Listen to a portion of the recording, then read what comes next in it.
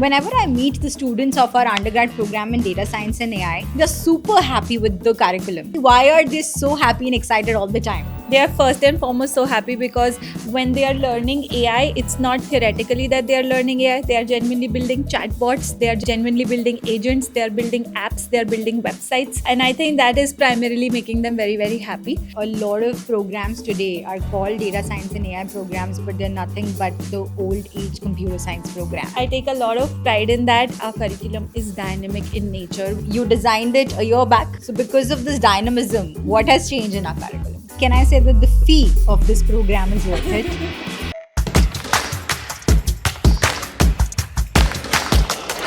Hi, Dr. Nandini. It's a pleasure to have you again. Hi Swati, how are you doing? Very well. So, Dr. Nandini, I remember last time we did a podcast like this. Yeah. We were just launching our data science and AI program. Now it's a full-fledged program. We have a class of 2029 in the campus, Yes. really thriving under your coaching and guidance.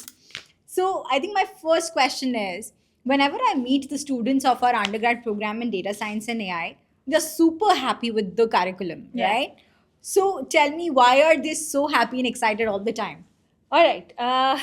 Okay, so I first take that as a compliment, a big one course. at it. And then I want to answer it in maybe perhaps three parts, right? So I think the first and foremost thing of why they're happy is because they're genuinely getting to build. Right. I think a lot of programs, not just in our country, but globally, they want to teach things that are technical in nature. They want to teach things that have impact, but yet the assurance of learning is not coming from actually building things. So I think they are first and foremost so happy because when they are learning AI, it's not theoretically that they are learning AI. They are genuinely building chatbots, they are genuinely building agents, they are building apps, they are building websites. And I think that is primarily making them very, very happy. I think the second reason why they're happy is that we have fantastic faculty teaching them. I think the faculties come from excellent places like Microsoft and Walmart, who are teaching them not just how to code, but exactly how to position that code within a problem statement, who are telling them how bigger systems work, who are telling them how bigger teams work. They are teaching them how exactly it is to work in these big companies. So I think they are enjoying that quite a lot. And I think third, which is I think I take a lot of pride in that, is that they love the fact that our curriculum is dynamic in nature, which means that if, let's say, I was supposed to teach them a concept, but there is an upgraded version of that concept or that AI principle out there in the market, we upgrade our curriculum in accordance to that, which is something that I haven't heard any other institution do. So I think that's why they are happy, because I don't give them an opportunity to be intellectually lazy. And I think for hustlers like them, they really enjoy that. No, fair. And I know that a lot of programs today are called data science and AI programs, but they're nothing but the old age computer science programs. Absolutely, Right? absolutely. And the speed at which this field is evolving, I think you need to upgrade your curriculum every year. However, I know a year is also long for you. I get it, but at least a year. Yeah. And I know that there's so many times that legacy institutes, there's full process of designing approvals, etc., that takes years and years. Yeah. And hence, a lot of colleges even today are teaching computer science. Yeah, So absolutely.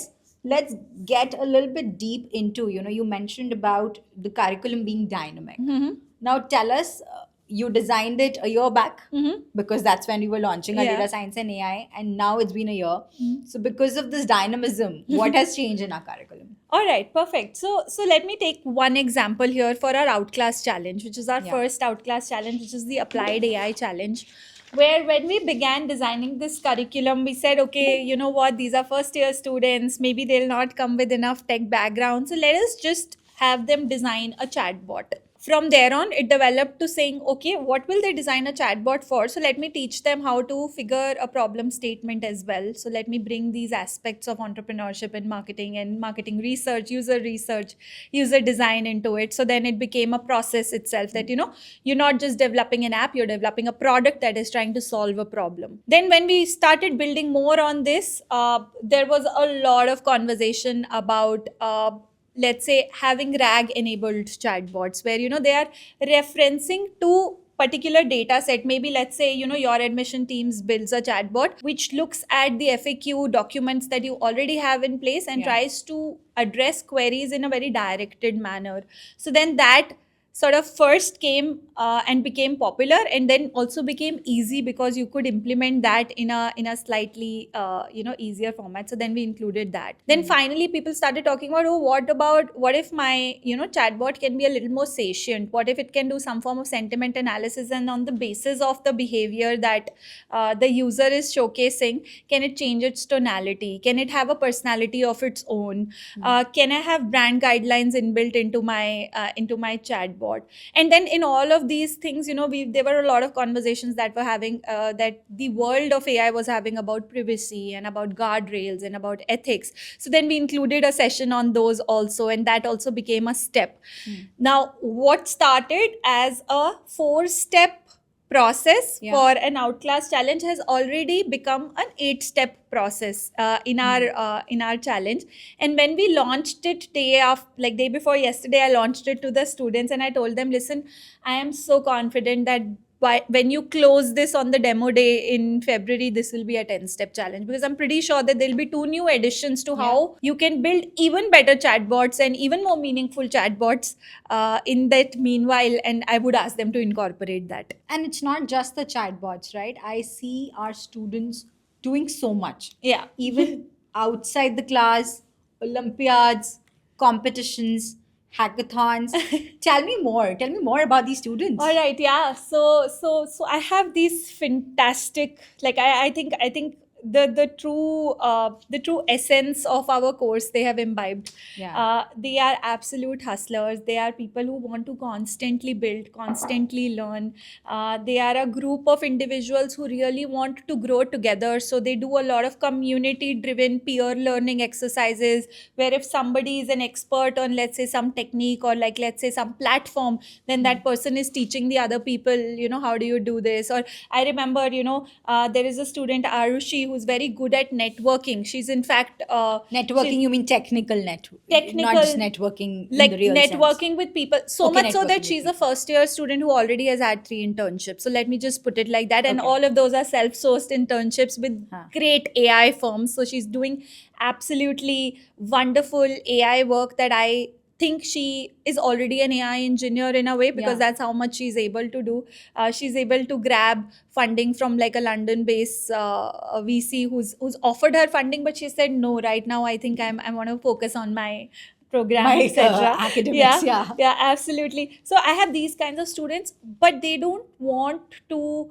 They don't want to keep this information just to themselves. They don't do gatekeeping. So Arushi will do, for example, like a peer session on how does she network, what kind of websites does she use to get, let's say, access to these tech events, or somebody like Herman, who is excellent at developing. He's already building a product that is going to be like an app where you can find events that are happening in your space, where you can connect to people who are participating in other hackathons, etc. He's building that app, but at the same time he's teaching other people, listen, this is how you build an app, this is how you take care of edge cases, this is how you incorporate this app, how do you host it on iOS versus website, etc. Yeah, So yeah.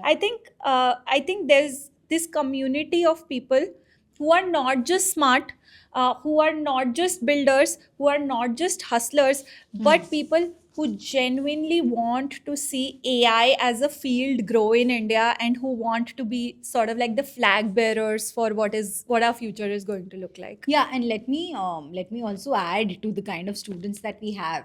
I think when the cohort was built up, and I'm myself an IIT alumni, right? So that that proudness of clearing the JEE Yeah. and being on a high percentile has always remained with me.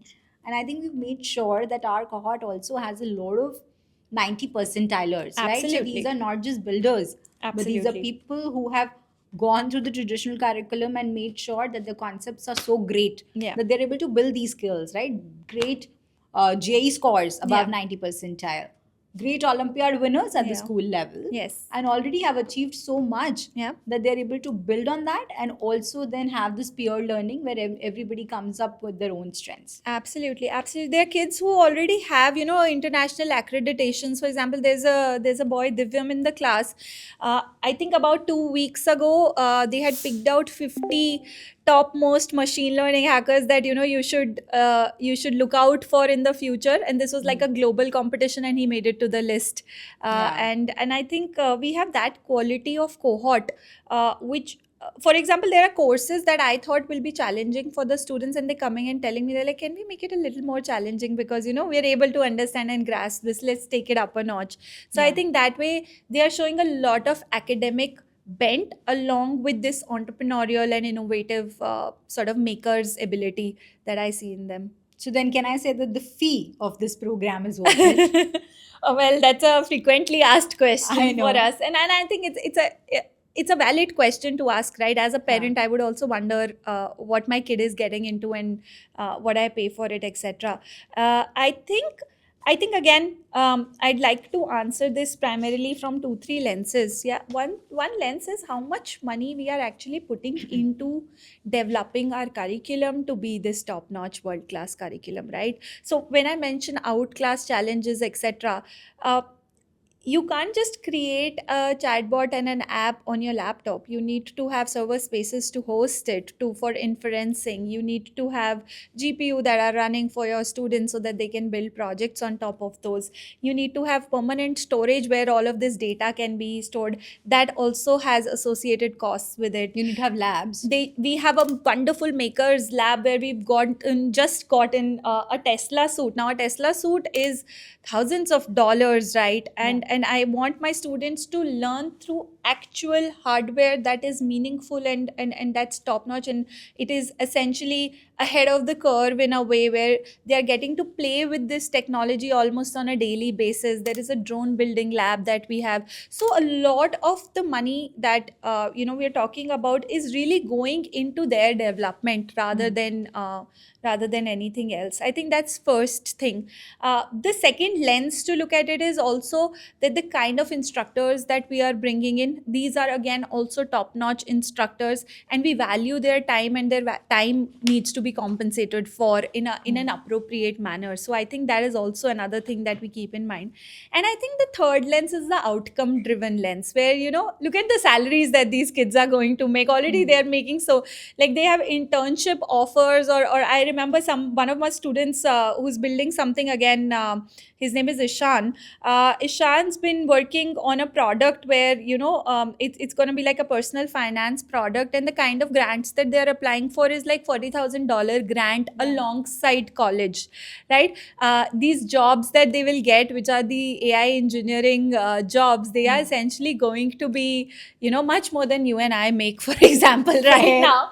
And that's what I'm hoping for. I think those lenses, when you see, I think then it really justifies the number for you. But also then again, there are scholarships that I'm sure you'd love to talk about. No, absolutely. I've always said that at Masters Union, money should not be the reason that somebody can't join if they deserve to be here. Yeah. So we have had merit-based scholarship, we've had need-based scholarship up to 100%, right? Absolutely. And it's so defined that if you have a JE score of, let's say, 90 percentile and above, you get 25, right? If you have 95 percentile and above, you get 50%. You have 99 percentile and above, you get 80%. Correct. And for need-based cases, we've also gone to 100% scholarship.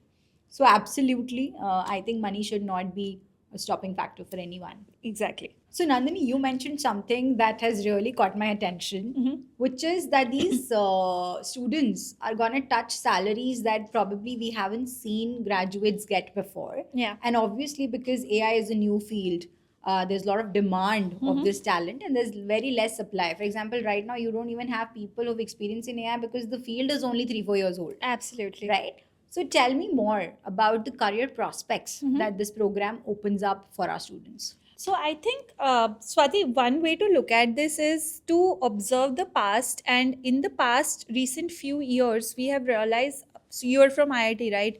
I was reading an article which said about 48% of IITians have also, which are the computer science graduates, have also switched into data and AI jobs in the last few Absolutely. years, right? Yeah.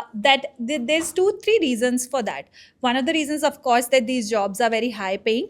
The second reason is that no job anymore is independent of deep data science or AI, right? So what we are realizing more and more, even management jobs require you to have some form of AI literacy and some data science literacy.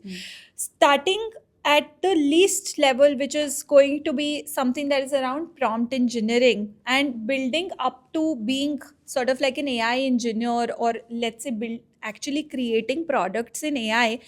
The entire domain primarily does not have talent right now. Correct. Right? So I think what our students then will get is not just the education to get into these kinds of jobs, which are across domains, right? It's not just that the tech companies are hiring AI people. The marketing firm also needs an AI person. The finance firm also needs an AI person.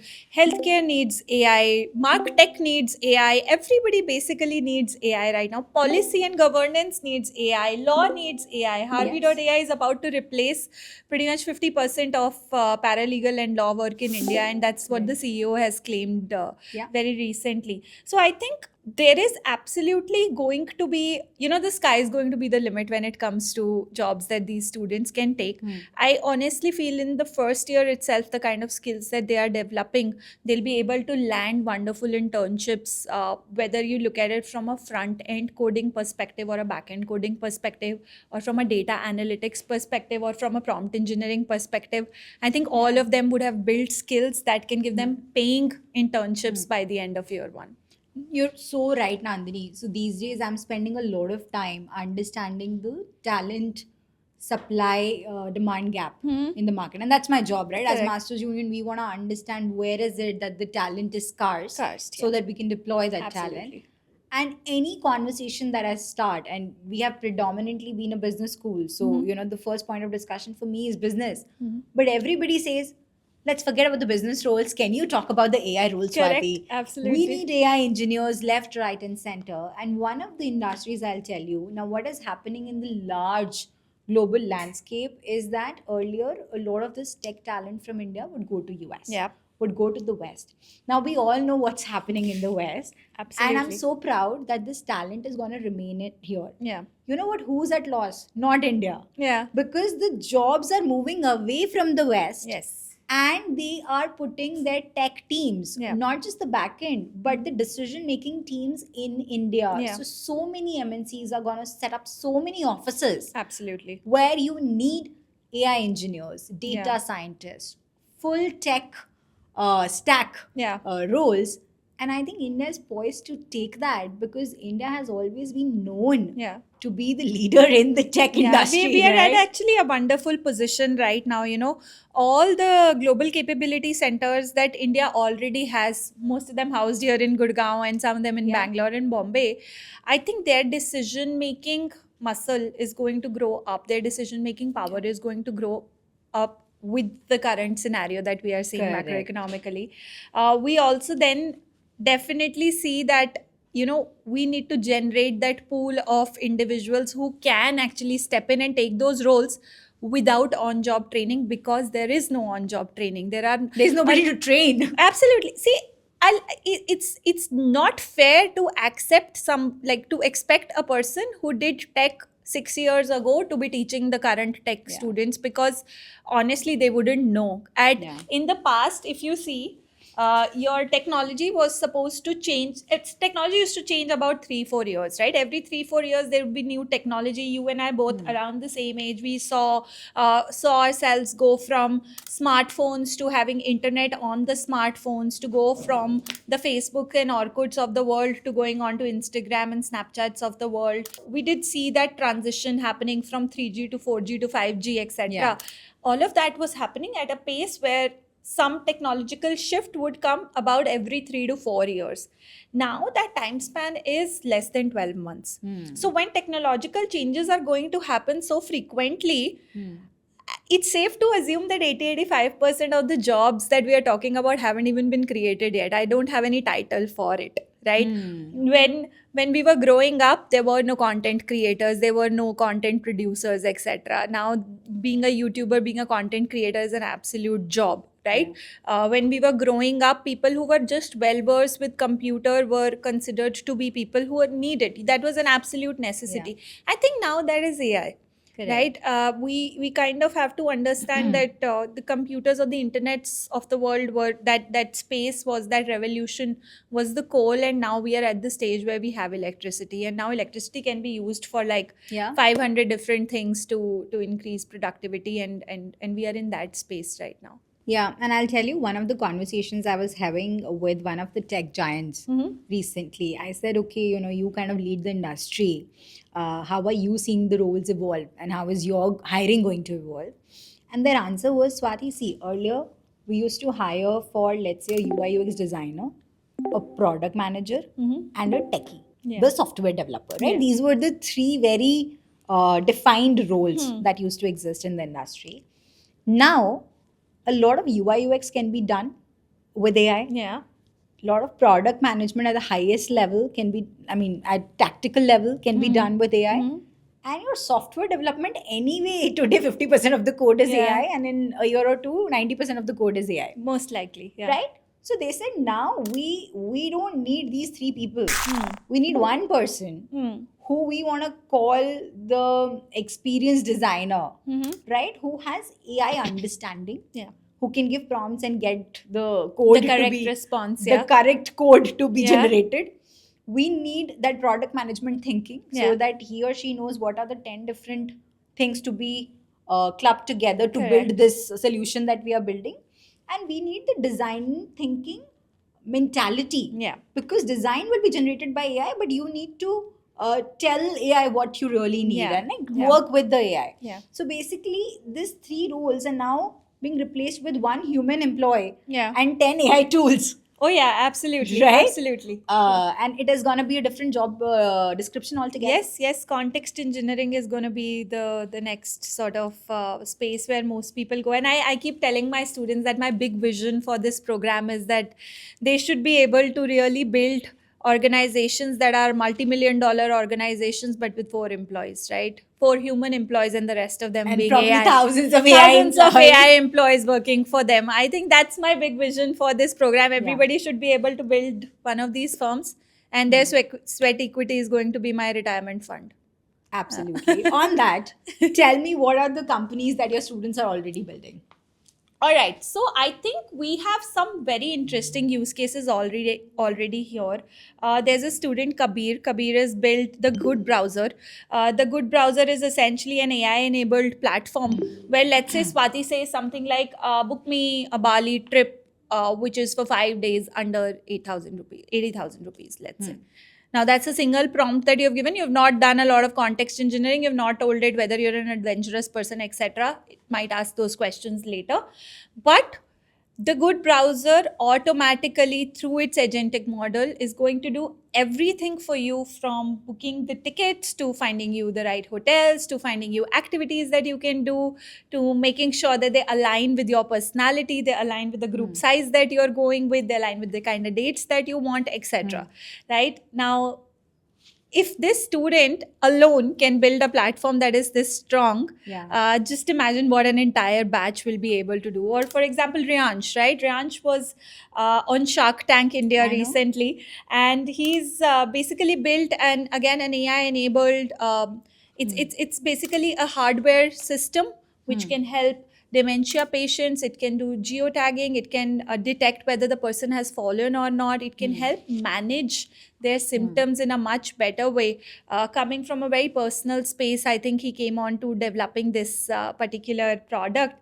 Again, a very tech-first product, but has scope to genuinely change lives. So I think these are the kind of businesses that we are coming up with.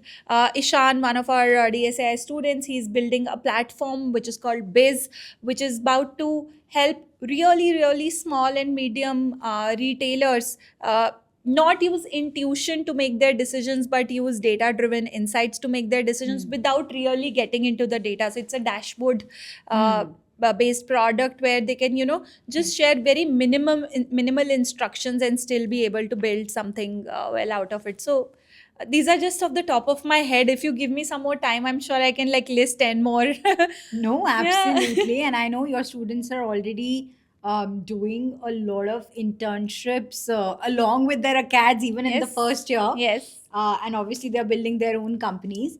And I only can say or cannot say what they're going to do in the next 4 years. It's going to be tremendous growth for them. Yeah, I'm sure, you know, they will be hiring some of their peers who have gone on to join engineering schools. I think they will become recruiters rather than becoming employees. That's my hunch, honestly, with the pace Or that they are running. absolutely, I think I'll be happy whether they become the Sundar Pichai, Yeah. which is an employee, but again, a Google Absolutely. head, or they become the Perplexity founder. Yes. I think we'll be more than proud, to say the least, right? Absolutely, absolutely. And I do see that the potential is at that level where, you Correct. know, they can beat these individuals, etc. I do see them all the time trying to find more opportunities, trying to learn as much as possible. The other day, two of my students, they were flying out, I think somewhere for a conference, and at like 1 in the night I'm receiving messages from them that they're sitting at the airport with somebody who works in GE, and they've just figured out there's this opportunity in robotics that's a problem statement that is not solved for, and they've pitched there at the airport an agentic model that they can build for this GE team. Wow. And the person is also super impressed and wants to get in touch with me to understand how to execute this more formally. I think those are the kind of things that they are really looking into, and I think that's just wonderful as to all that they are able to do. Thank you so much, Nandini, for giving us all the insights. And we look forward to what our students are going to build next. Absolutely, I'm looking forward to that myself. Thank you. Thank you, Swati.